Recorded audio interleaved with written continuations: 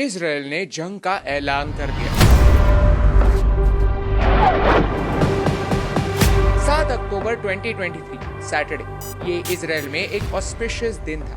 आज के दिन तोरा पढ़ा जाता है, जो जूडाइज्म में सबसे इंपॉर्टेंट होली टेक्स्ट है। और इसी दिन हमास ने 5000 रॉकेट्स के साथ इजराइल पर हमला किया और इजराइल ने immediately state of war declare कर दी। כוחות חמאס פלשו הבוקר לשטח ישראל בבוקרו של יום חג ורצחו אזרחים תמימים, ילדים וקשישים. सारे सिटीजन्स को बॉम्ब शेल्टर्स में जाकर छुपने के लिए कहा गया है। कई रॉकेट्स इजराइल के आयरन डोम ने रोक लिए, लेकिन फिर भी एटलीस्ट 250 लोगों की जान गई है और 1500 से ज्यादा इंजर हुए हैं और अनगिनत लोगों को एज अ हॉस्टेज लिया गया है। Things are worse than they look on the news. The images that are coming from this situation are too graphic to be shared on the news. Social media पर videos viral हो रहे हैं जहां एक Israeli military की महिला को capture किया गया है, उन्हें मारा गया है और उन्हें बिना कपड़ों के पूरे शहर में परेड किया गया है। इस अटैक का नाम है अल अक्सा स्टॉर्म। ये है मोहम्मद दीफ, जो आज हमास के मिलिट्री विंग के लीडर हैं। उन्होंने ऑपरेशन अल अक्सा स्टॉर्म का ऐलान किया है और सारे पैलेस्टीनियंस को इजराइल के अगेंस्ट खड़ा होने के लिए कहा। वो कहते हैं enough is enough, but what does he mean? ये पूरा सिचुएशन काफी ट्रैजिक है और काफी डेंजरस भी। भारत के साथ साथ फ्रांस, इटली, जर्मनी जैसे देशों ने इजराइल के राइट टू डिफेंड इटसेल्फ को सपोर्ट किया है और इस टेरर अटैक को कंडेम भी किया है। इजराइल पैलेस्टाइन कॉन्फ्लिक्ट पिछले 75 सालों से चला आया है और हर कुछ महीनों में वायलेंस की खबरें आती रहती हैं। लेकिन वॉर, इस शब्द का इस्तेमाल आज हो रहा है। सच क्या है और इसका ग्लोबल लेवल पर इम्पैक्ट क्या है, आइए जानते हैं आज के इस वीडियो में। पिछले कुछ समय से मैं इजराइल पैलेस्टाइन कॉन्फ्लिक्ट के बारे में पढ़ने की कोशिश कर रहा हूँ, जिससे मुझे कुछ की इनसाइट्स मिले और आज के इस वीडियो में यही इंपॉर्टेंट बातें मुझे आपके साथ शेयर करनी है और इस वीडियो के एंड तक आप ये भी समझ पाएंगे कि इसका भारत पर क्या इम्पैक्ट हो। ये वीडियो हमारे बाकी वीडियो से अलग होने वाला है, लेकिन इस वीडियो का यही पर्पस है कि आपको ऊपर ऊपर से नहीं, थोड़ी गहराई में जाकर कॉन्टेक्स्ट बताकर इन्फॉर्मेशन दे, ताकि आप बैकग्राउंड समझे, आपको एक पर्सपेक्टिव मिले और फिर आप आपके ओपिनियंस खुद बना पाए। आपके ओपिनियन शायद मुझसे अलग हो सकते हैं एंड आई रिस्पेक्ट दैट। इस मुद्दे के बारे में आप जो भी सोचते हैं हमें कमेंट्स में जरूर बताइए। चलिए वीडियो की शुरुआत करते हैं और सबसे पहले जानते हैं कि हमास है क्या। आज की घड़ी में इजराइल और पैलेस्टाइन कुछ ऐसा दिखता है। ये मैप अपने आप में बहुत कंट्रोवर्शियल है, क्योंकि पैलेस्टाइन के लोग मानते हैं कि 1947 से लेकर आज तक इजराइल धीरे धीरे पैलेस्टाइन पर कब्जा कर रहा है। पैलेस्टाइन का धीरे धीरे छोटा होता हुआ मैप आप देख सकते हैं और इसका इस्तेमाल कई टेरर आउटफिट्स इजराइल पर अटैक करने के लिए करता है। क्या इनोसेंट लोगों की जान लेने के लिए एक मैप जस्टिफाइड है? यह है गाजा स्ट्रिप, जो इजराइल और इजिप्ट के साथ बॉर्डर शेयर करता है। इसके वेस्ट में मेडिटेरेनियन सी है और इस एरिया को कंट्रोल करते हैं हमास। हमास एक मिलिटेंट ऑर्गेनाइजेशन है जो 2007 से गाजा स्ट्रिप को कंट्रोल कर रहा है। हमास एक टेररिस्ट ऑर्गेनाइजेशन है, इसके बारे में कोई कंट्रोवर्सी नहीं है। यूनाइटेड स्टेट्स, यूरोपियन यूनियन और कई और देशों ने भी उन्हें एक डेजिग्नेटेड टेररिस्ट ऑर्गेनाइजेशन का दर्जा दे दिया। हमास का मतलब है इस्लामिक रेजिस्टेंस मूवमेंट। हमास की शुरुआत 1987 में हुई और उन्होंने 1988 में हमास चार्टर बनाया। उनका ऑब्जेक्टिव है पैलेस्टाइन को इजरायली ऑक्यूपेशन से बचाना और इसमें सिर्फ ये पैलेस्टाइन का पार्ट नहीं, पूरा इजराइल और पैलेस्टाइन शामिल है। जहां अरबिक में इस शब्द का मतलब ब्रेवरी है, हिब्रू में इसका लूजली मतलब है वायलेंस। साफ साफ देखा जाए तो हमास इजराइल को नक्शे से मिटाना ही चाहता है और पिछले 30 सालों से उनके वायलेंट अटेम्प्ट्स जारी है। 1980 से लेकर आज तक उन्होंने किए सारे टेरर अटैक्स का डेटा देखते हैं। जनरल पब्लिक के लिए एटलीस्ट 87 अटैक्स का डेटा अवेलेबल है। इन टोटल 1000 से ज्यादा लोग हमास के अटैक से या तो इंजर हुए हैं या मारे गए। सोचिए, ये इतना छोटा सा देश, लेकिन इस देश के सारे लोग टेरर अटैक के डर में जीते। इसीलिए इजराइल ने अपना आयरन डोम डिफेंस सिस्टम बनाया है। क्या है आयरन डोम? 2011 में इजराइल एरोस्पेस इंडस्ट्रीज ने आयरन डोम नाम का एक मोबाइल एयर डिफेंस सिस्टम बनाया, जिसका ऑब्जेक्टिव है शॉर्ट रेंज मिसाइल्स को मिड एयर इंटरसेप्ट करना, उन्हें जमीन पर नुकसान करने से पहले मिड एयर में ही डिस्ट्रॉय कर देना। इस सिस्टम के 3 main components, radar system, command system और मिसाइल लॉन्चर। जब भी गाजा स्ट्रिप से रॉकेट्स लॉन्च होते हैं, तब ये सिस्टम उन्हें डिटेक्ट करता है और उनकी ट्रेजेक्टरी मैप करता है। फिर काउंटर मिसाइल्स छोड़े जाते हैं, जिनसे गाजा से आने वाले इन मिसाइल्स को मिड एयर इंटरसेप्ट किया जाए और रोका जाए। 2012 में गाजा के अगेंस्ट इसराइल की जो वॉर हुई उसमें इस आयरन डोम सिस्टम ने 85% रॉकेट्स को इंटरसेप्ट किया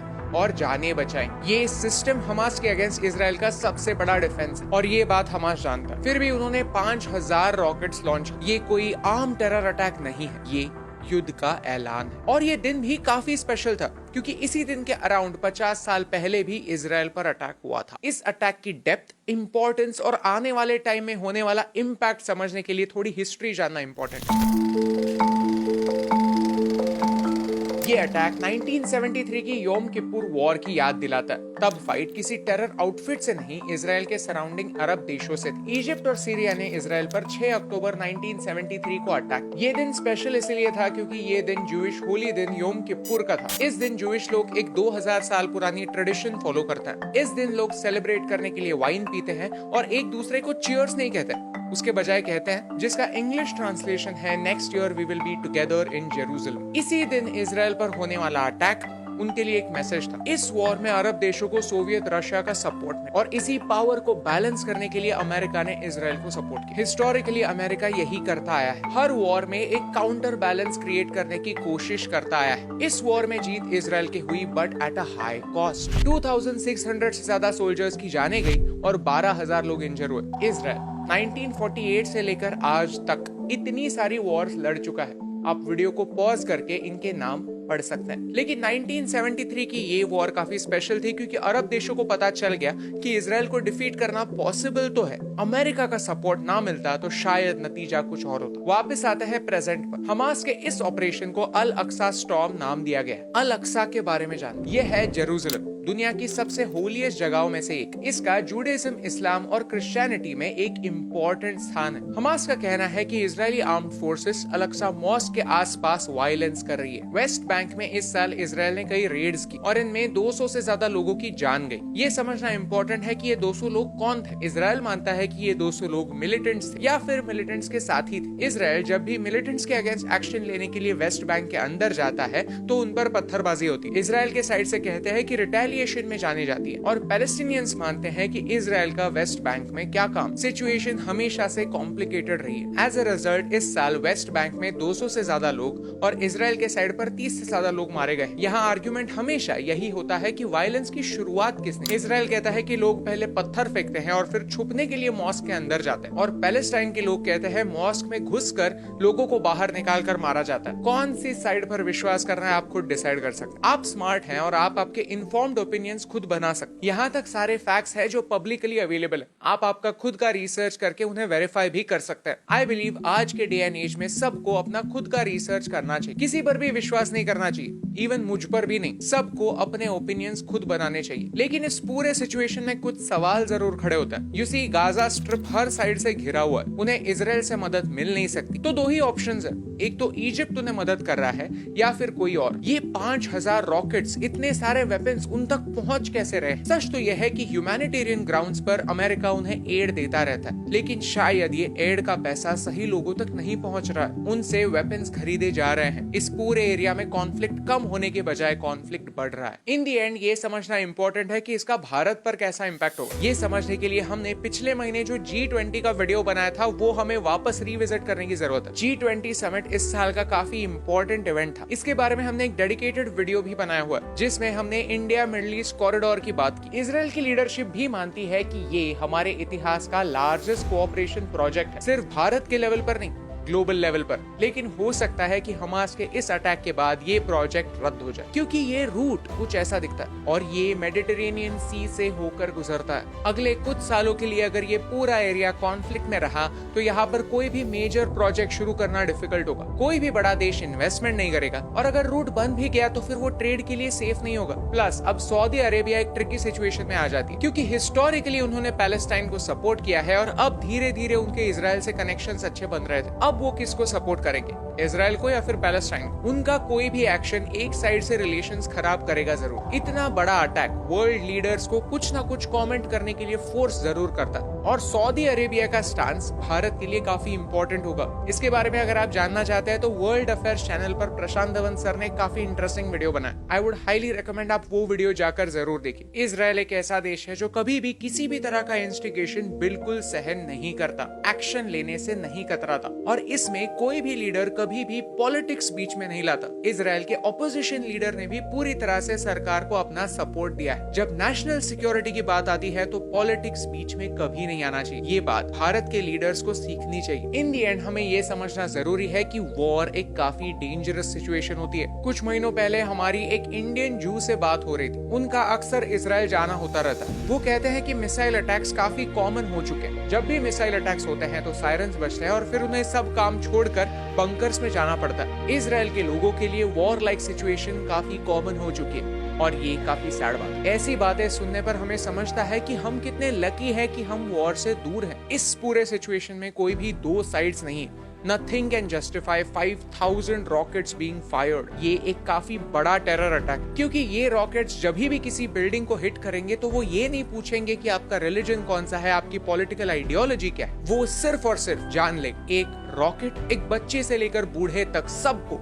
इनडिस्क्रिमिनेटली अपना निशाना बनाते हैं। Terror cannot be justified. Not in Israel, not in India, nowhere in the world। और इसीलिए चाहे कुछ भी हो जाए, इस चैनल पर हम किसी भी टेरर आउटफिट को इतना सा भी सपोर्ट नहीं करेंगे। वायलेंस की हमेशा निंदा करेंगे और वॉर को बढ़ावा नहीं देंगे। War is dangerous for all, क्योंकि एक वॉर इकोनॉमी पर भी इम्पैक्ट करती है, आपके और मेरे डे टू डे लाइफ पर भी इम्पैक्ट करती है। सप्लाई चेन टूट जाती है, चीजें महंगी होती हैं, शॉर्टेजेस पैदा होते हैं, कोलैटरल डैमेज बढ़ता है। जियोपॉलिटिक्स में अनस्टेबिलिटी आपके और मेरे लाइफ में भी अनस्टेबिलिटी लाती है। ये एक सच। दुनिया के बारे में इन्फॉर्म्ड रहना इंपॉर्टेंट है, अपने ओपिनियंस खुद बनाना इंपॉर्टेंट है, लेकिन at the same time war mongering करना हम सब के लिए हानिकारक है, क्योंकि डायरेक्टली या फिर इनडायरेक्टली एक वॉर का इम्पैक्ट हम सब पर होता है। आई होप कि हमारी ऑडियंस इतनी स्मार्ट है कि हमारा ये मैसेज इस वीडियो के थ्रू समझ पाए। अगर आपको इस वीडियो से कुछ नया सीखने मिला तो इसे अपने दोस्तों के साथ शेयर जरूर कीजिए। और इजराइल और पैलेस्टाइन कॉन्फ्लिक्ट के बारे में अगर आप विस्तार से जानना चाहते हैं तो हमें कमेंट्स में बताइए, क्योंकि आपको हमारे